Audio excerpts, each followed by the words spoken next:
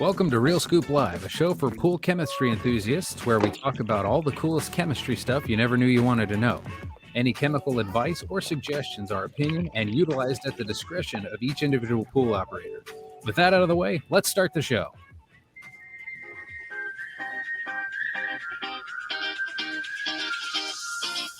You walk along that street, talking nervously. Closer won't be long now. Good morning. Here we are on season 3, episode 3 for 3, sort of, kind of, with Stacy and the boys of Real Scoop Live. I'm not going to take a whole lot of your time. We're just going to flow right into this episode. Nice. So, I'll tell you, that was Someone sweet. did her homework. I did not wait to say that. That's awesome. Been sitting on that one a minute, huh? Even give us a chance to know you're going to do that. That's awesome, Stacy. So, one thing, Brett, on that intro music, I have never heard the part where he says "talking nervously," and I'm like, well, that pretty much sums it up. That might be even better than I thought is for this. Oh, in the lyrics. Mm-hmm. Yeah. Mm-hmm. Yeah. So we have been very excited about this episode because it kind of goes a little bit away from what we normally talk about, which is obviously chemicals and chemistry. I mean, you are talking to a couple or listening to a couple of nerds, whatever. But with all the other episodes that we've done, we have always talked about chemistry, except for, I believe, Stacy, one that we didn't, and that was the dad joke episode where we displayed a lot of chemistry, but we didn't talk chemistry. So this time we are going to go with the flow as far as hydraulics and filtration and pumps and filters and all that stuff, because frankly, you know, we have an 877 number that's a hotline that we monitor for people that are having chemical and chemistry issues for API dealers or for stores or anything like that. And this year we've had more calls than normal about issues that have been happening because of hydraulics or filtration. And although we can help you as much as we can with chemistry, which, you know, we like to do, sometimes even if the chemistry is perfect, the water can still look kind of funky, and then it's really time to start looking at the equipment. Okay. Yeah. So widen the scope of what you're looking at troubleshooting, because it may not necessarily be the chemicals. It could be equipment related. It could be how well your stuff's working. It could be any number of things, which we'll actually get into as we go a little bit forward. So the main thing is, you can think of it kind of like this. No, let's not. That's a really clunky analogy. I'm going to move forward. So chemistry importance. Keep going. Yeah. Streamlining. See, we're cutting that time down. Chemistry, we've obviously, we think chemistry is very important, and it is important for the quality of the water, the health of the water, the health of the people swimming in it, and the health of the equipment and pool surfaces.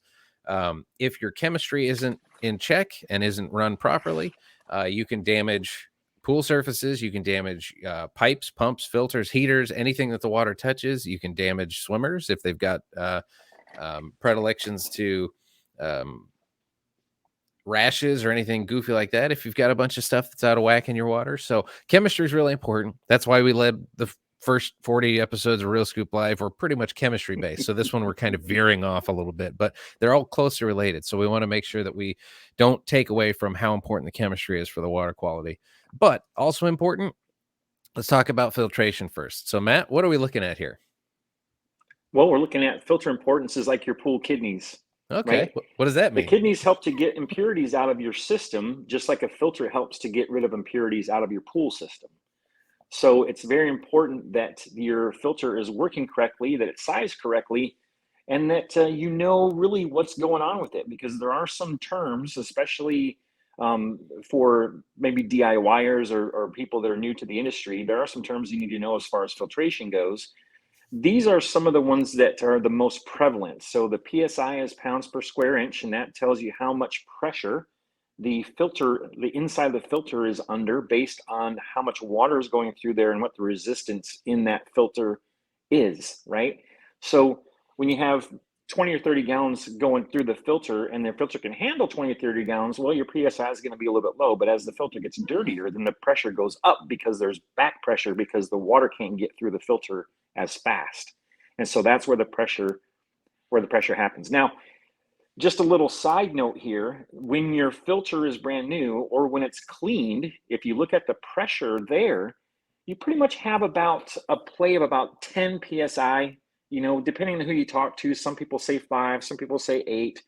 But if you have a 10 psi on a clean filter, if you take a magic marker or a Sharpie or something and count 10 higher than that and put a line right there, that way you don't have to remember what your clean PSI is. You know that when that PSI measures that high up by the Sharpie mark, then that's the time to clean the filter. So that's just one of the easier ways to remember. So that way it's not something that's clogging up your head about, well, where was my starting pressure? And the other thing too is when you do troubleshooting, when you either go to a store or when you call a service guy or anything like that, they'll ask you, well, what's your pressure and what is it usually? And so that's one of those things that if you put that mark there, you know that it's -10 is where it is when it's clean. And if it's somewhere between there, or if it's higher than the black mark, then you might have an issue. It's a really good troubleshooting tool to keep an eye on. And you see a lot of, especially on backyard pads where pressure gauges have failed and it looks like they failed many years ago. Replace them. They're not expensive, and it's a really good diagnostic tool for figuring out if you've got problems. For just a big fat, for instance, on this one, if you live in an area that has a bunch of pine trees or trees that shed needles or anything like that, those are notorious for getting clogged up inside the pump impeller, which we'll talk about here in a little bit. But essentially, it's reducing the effectiveness of how well a pump can move water. That will show up on your filter as reduced pressure. So hang on, I'm not moving as much water as I normally do. The pressure's lower. Something's going on. That tells you I need to look at something going on in the pump because it's not performing as well as it normally does. It at least gives you an idea of something to look at rather than, ho-hum, something's wrong with the pool. On to the next thing. And Matt's point of marking your starting pressure on the filter gauge and kind of the clean here pressure. Some of these pressure gauges actually now have built onto them a little spinny dial that says start, and then they've got it calibrated to about 8 or 10 PSA higher where it says clean. So it's kind of giving you a dummy gauge of saying, hey, if you get here, it's time to clean your filter, which is nice because one less thing to think about, right? Yeah. Filter media is a fancy word of saying the stuff inside your filter that actually is doing the filtering. So there's most common ones out there you're going to see are sand filter media, which is legit a silicon type of sand that actually is a pretty good filter media for removing a lot of different things. There are cartridge filters, which the media is actually paper. It's a paper filter, so it actually pulls the material through the paper, and the junk that you don't want stays on the other side of the paper, and the clean water makes it through to the other side. And then there's DE filters, diatomaceous earth, where you've got kind of like a skeleton grid that has a fancy material wrapped around it, and the DE filter media actually rests on that grid and skeleton, and as stuff passes through, it gets caught in the DE. Those are the three main common ones. There's different variations. There's glass filter media for sand filters that functions just like sand, but has a few different criteria for how to use it and what kind of things it can pull out. And there's pros and cons to every one of them. There's no one set one that's better. There's different instances where each filter can be utilized most effectively. So when you hear people that stand on a hill and say, cartridge filters forever, sand filters are garbage. On the other hill, 2 doors down, there's a guy saying sand filters forever, cartridge filters never. And then off on another island somewhere is somebody saying DE is going to be the rock star forever. So it's personal preference. There's pros and cons. You can filter any body of water with any of these types of filter. It's just what works best in that application. The big difference between the three of them is the micron size of what they can filter. And so if you consider that, if you're a germaphobe, you might want to have a DE filter, but just realize that the DE filter is much more labor intensive. I mean, you have to mess with it a lot more than you do some of the other ones. So it really comes down to convenience, time, how much you want to mess with it or don't want to mess with it, that kind of thing. But a micron, if you have forgotten, is a millionth of a meter. And so typically the sand filters can filter down, starting filtration down to about 30 microns or so, 25 to 30, and then cartridge is 15 to 20, and then DE is 2 to 4. So A DE filter can actually filter out stuff that you can't see with your eye, which is pretty awesome. That's why I said if you are germophobic, or if you want to make sure the water is as clean as possible, well, then getting a DE filter is really the one that you probably want to get. But in order to use that, you have to continuously buy the DE whenever you backwash it. You backwash it more because it takes more stuff out, all that kind of stuff that goes along with it. So it's exactly what Brett is saying, is that if there's different filters for different people for different needs. And so that's the kind of thing that you can talk to your service professional about, or your installation guy, or wherever you buy your filters, about which one is actually best for you in your pool. Now, the difference between these three filters when it comes to backwashing and cleaning a filter, backwash means essentially that you're reversing flow inside of the filter. And so instead of the dirty water going through the filter media and back out to the pool, it comes in from the pool and goes back out the other way and pulls all the dirt and all the other contaminants that are in there and pushes them out of valve. And the valve is typically a backwash valve, and you'll know what we're talking about because it's a selector valve that has a little thing on the top that goes from one thing to another. And if you don't have that, you can have a push-pull valve on some of the bigger filters and older filters. There's a push-pull valve. And then the cartridge filters, they don't have a backwash mechanism at all. What you actually do with those is you turn the pump off, you release the pressure with a little pressure valve at the top, and you pull the top off, you pull the cartridge out, and you spray it off. And that is your backwash. Cleaning it. Yep. Yeah. So you're physically cleaning it, and like Brett said, some people call it back flush, which I haven't heard for a long time, but there's backwash, back flush, clean your filter, or whatever, and those are really interchangeable. So if someone gives you advice that says backwash your filter, but you have a cartridge filter, what that means is to clean your cartridge, right? Yep. And vice versa. So another one that's getting question marks online, or when we're talking to people on the phone, vac to waste. On the types of multi-port valves like Matt was describing a minute ago, they make it really simple to change the direction of flow in your filter. So filters one setting, backwash is another setting. Vac to waste is actually an entirely different setting where it bypasses the filter entirely. So if you're vacuuming the pool to waste, you're actually not putting any of the dirt or junk that's being vacuumed into the filter. It's bypassing, just being discharged and got rid of. So the reason you'd want to do that is if you had contaminants on the bottom, say, let's just throw out like whitewater mold or mustard algae. You don't want that getting into your filter media. So if you vac to waste, you're bypassing the filter. It's never getting inside the filter. You're just getting rid of it. Real common to have those types of multi-port valves on sand filters, DE filters, cartridge filters, unless you've got a special setup put on there by either the builder or a service company where you've got a valve you have to throw and usually a line that you have to run separately. Vac to waste is a lot of times not an option. So if you've got a cartridge and you don't know, run the lines. And if you notice you don't have a port or something that can discharge water like that, you might have to get creative if you have to vacuum to waste. Just a couple common filter facts. They physically are removing contaminants. They're not breaking them down like chemicals do. They're just grabbing them so that you can get them out of the water. Some filter medias filter finer than others. So that's like what Matt was talking about with the different microns. Don't clean them too much. Now, Matt, why wouldn't we want to? We want our filters clean, and why wouldn't we want our filter clean? I can't tell you how many times I've had a conversation with either store personnel or with DIYers about they mentioned, oh, I clean the filter. I clean the filter 3 times a day right now. It's like, well, the thing about filters is the dirtier they get, the better they filter.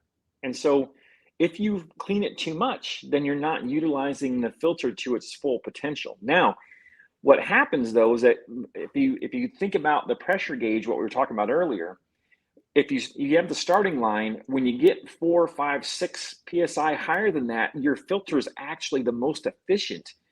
Once you get to 7, 8, 9, 10, or even higher, then what happens is that the water flow slows down so much that the filter actually isn't able to do what it's supposed to do. So you have a point right there where you start getting negative returns. And so if you're constantly at 10, if the filter's clean at 10 and it's still at 10, don't think you need to clean the filter. You really want it to be, 12, 13, 14, 15, because that's actually getting smaller microns out.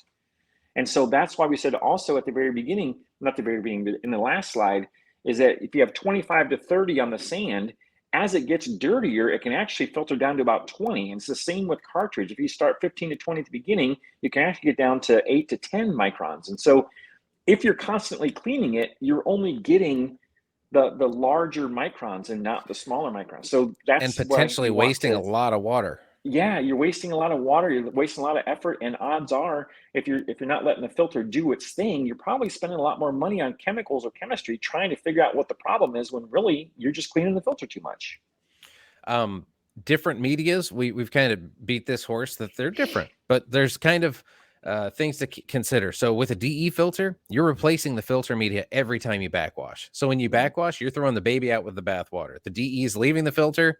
It's the grids and the skeleton are clean. You have to put new fresh DE in to replace it. So every single time you backwash a DE pool, you're putting new DE in.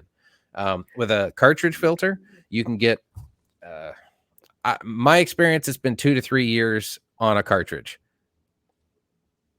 It might be more, it might be less. But if you're at 2 years and you're hitting water clarity issues that won't go away and your chemistry is right, I bet you if you put a new cartridge in, it's going to go away pretty quick. Because there's been a number of instances that specifically in the last couple of years where, well, the filter looks really clean. How old is it? It's 5 years old. Put a new cartridge in. They put a new cartridge in, boom, everything got awesome. In the Sun Belt, they'll say they're to replace that cartridge element about once a year, once a season. But the rule of thumb is for that is that if the little bands that are holding the corrugation together, if those little bands are broken, it's time to get a new cartridge. There's enough wear and tear on it that it broke the bands. Yeah. Use that as a gauge.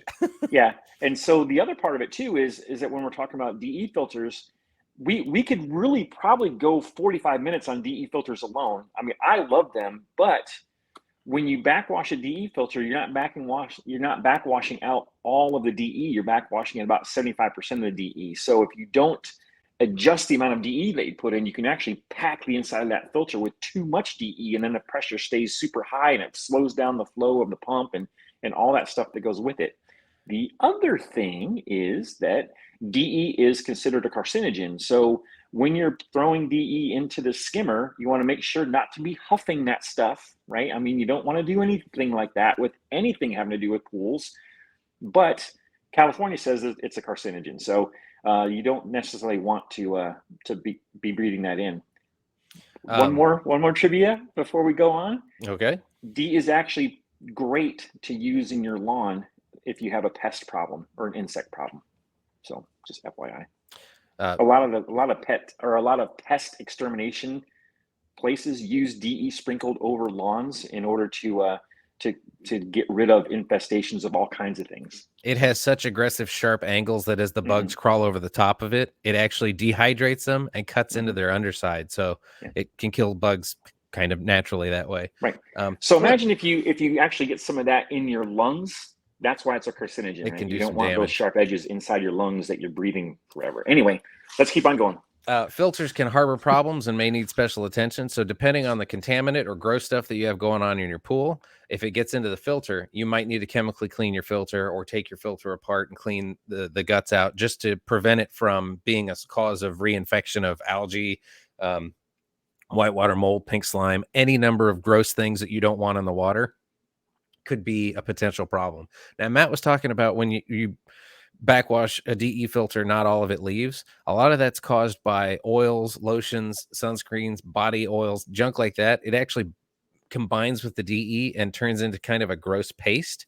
Those same oils build up inside cartridge filters and sand filters as well.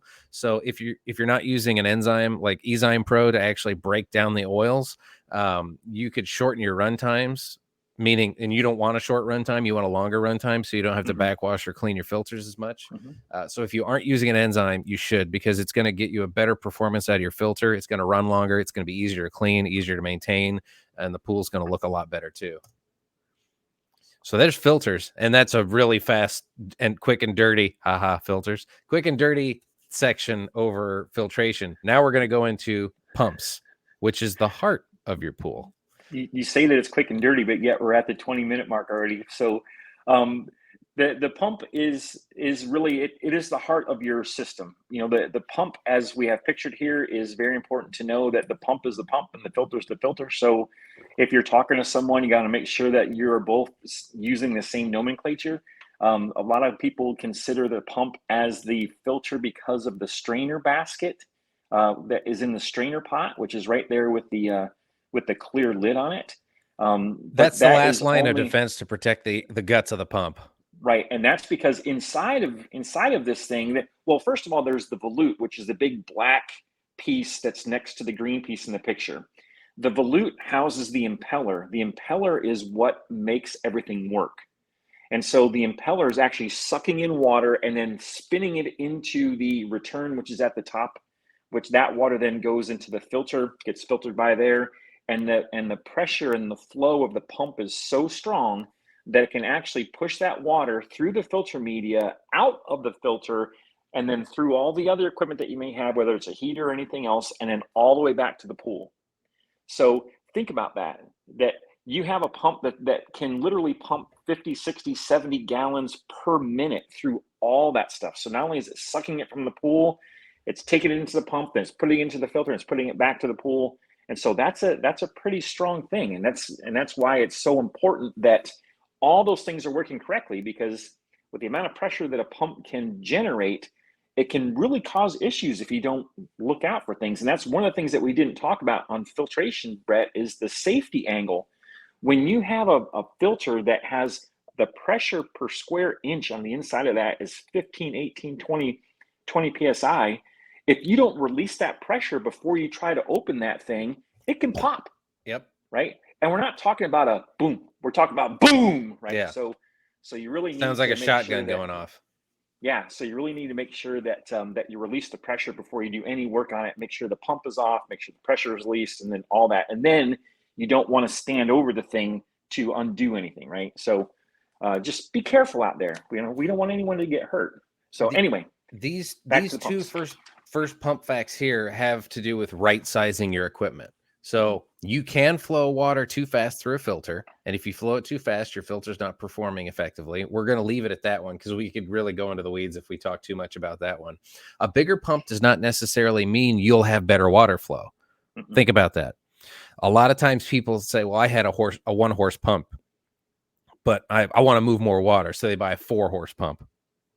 Doesn't work like that. You can only move so much water through PVC or whatever type of piping your system has.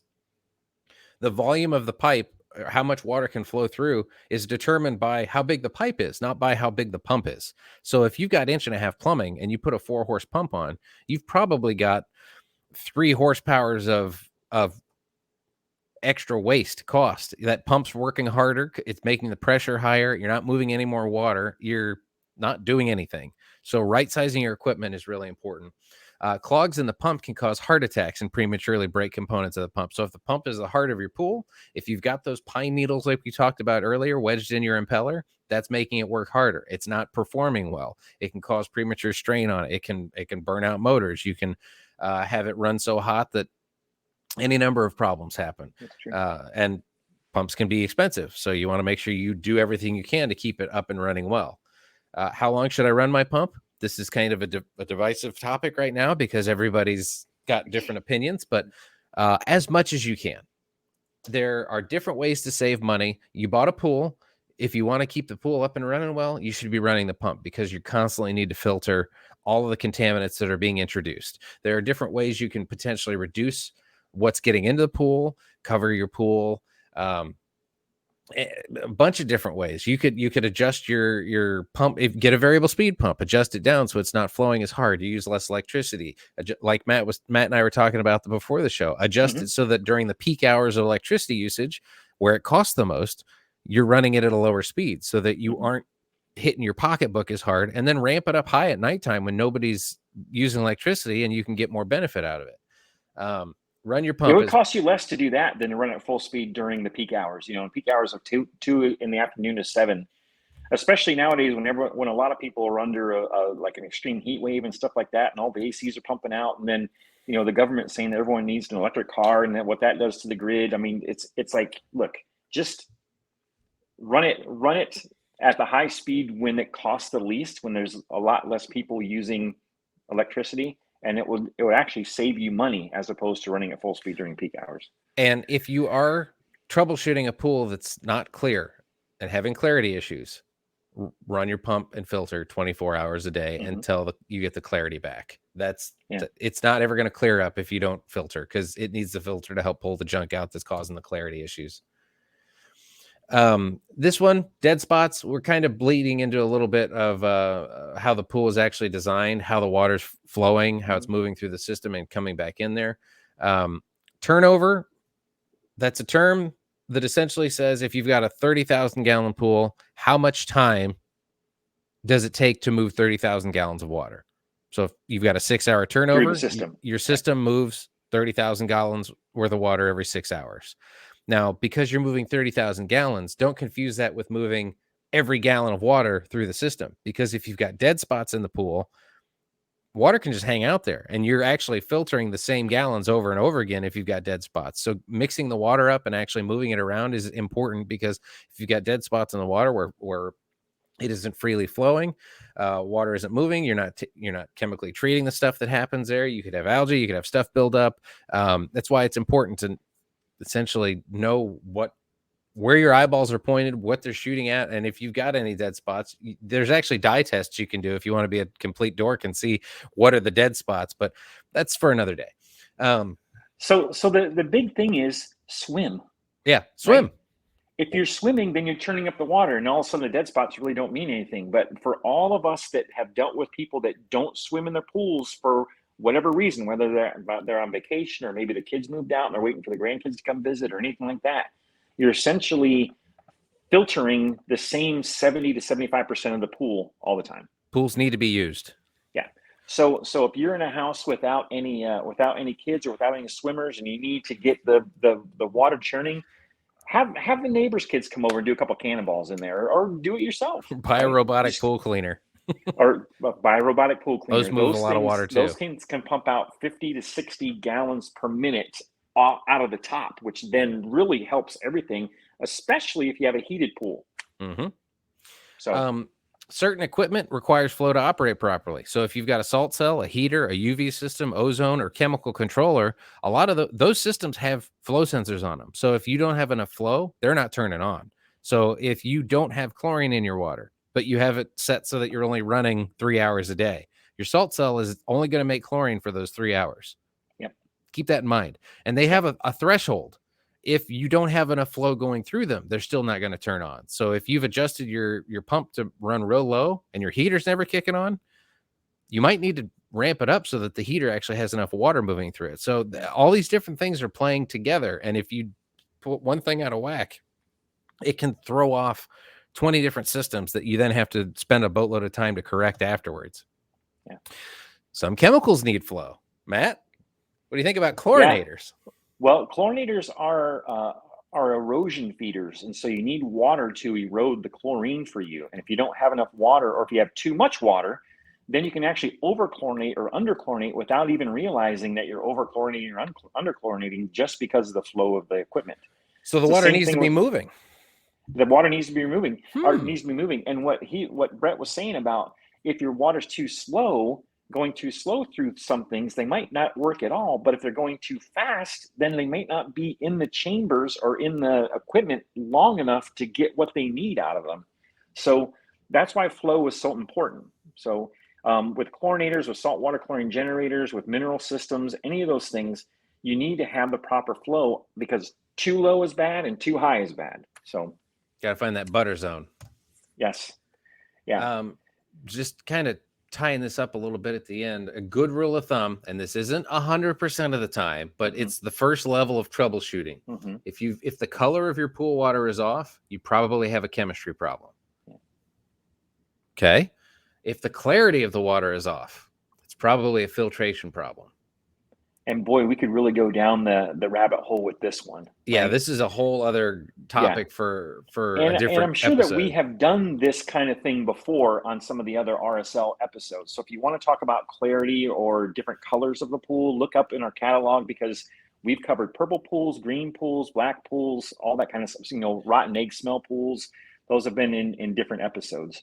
Now, the without going down the big rabbit hole, if you had an algae outbreak and you just killed the algae and your water clarity is off, it's because of the dead algae.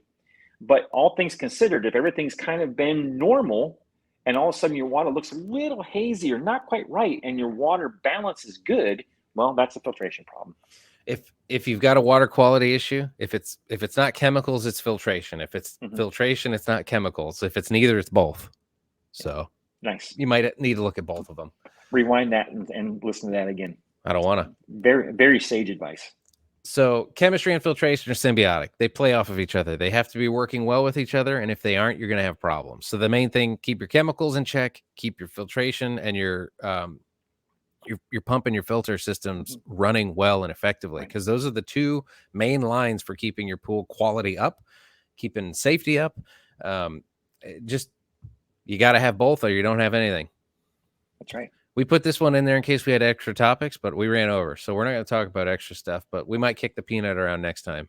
It's funny because we actually kicked the peanut around during the episode. We could call this, instead of Real Scoop, we just could have called it Kicking the Peanut. Yeah. With Stacy and the boys. Yeah, that's right.